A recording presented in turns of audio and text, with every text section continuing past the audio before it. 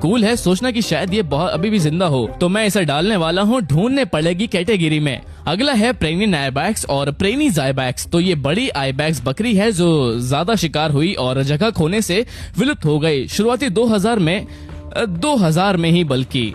अब आइबैक्स रहती थी प्रेनीज पहाड़ों में फ्रांस और स्पेन के बॉर्डर पर, और जायज लगता है कि उस एरिया में लोग उसका शिकार करेंगे ही, और जगह से भी क्योंकि यहाँ चारा काफी था। मजेदार ये है कि चाहे ये जिंदा है या नहीं, ये पहला विलुप्त जानवर था जो क्लोन हुआ था 2003 में। ये ठीक 7 मिनटों तक रहा, तो उन्होंने डीएनए लिया, क्लोन किया और जन्म दिया। वो मजबूत नहीं था, सेहतमंद नहीं था और वो मर गया।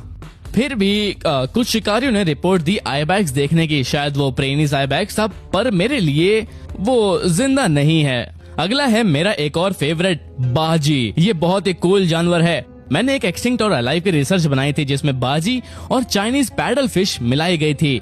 मेरी एक कहानी बहुत दुखद है।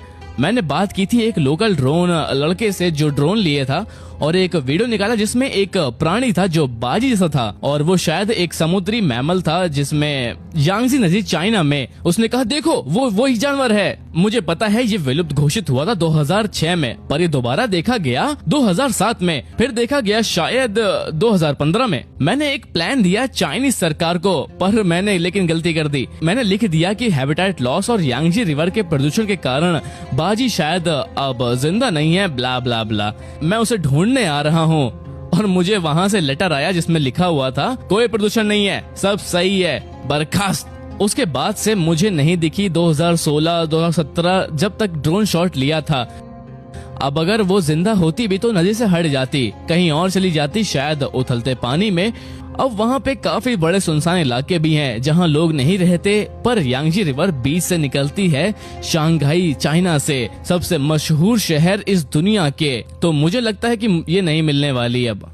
ओके, ये वाला कूल है और दुखद है एक साथ। ये अरेबियन ऑस्ट्रिच, तो ऑस्ट्रिच अरेबियन पेनिनसुला में थी। ये अपने खुद की प्रजातियां थी और काफी बढ़ोतरी हुई थी जब उस जगह काफी सारा पैसा आया था शुरुआती 1960 में, ताकि इनका शिकार और अंडे इकट्ठा हो सके। तो अफसोस जब लोगों के पास गाड़ियां आई और ताकतवर बंदूकें और दूरबीन और सब, तो वो बाहर निकले और खत्म अरेबियन ऑस्ट्रिचेस काफी जल्दी। कुछ रिपोर्ट्स आई थी इनके रास्ते और बाकी सबकी, पर सोचो अरेबियन पेनिनसुला का रेगिस्तान है, कोई रास्ता दिखता है, तूफान आता है और वापस वो सुंदर सा रेगिस्तान जैसा नजारा।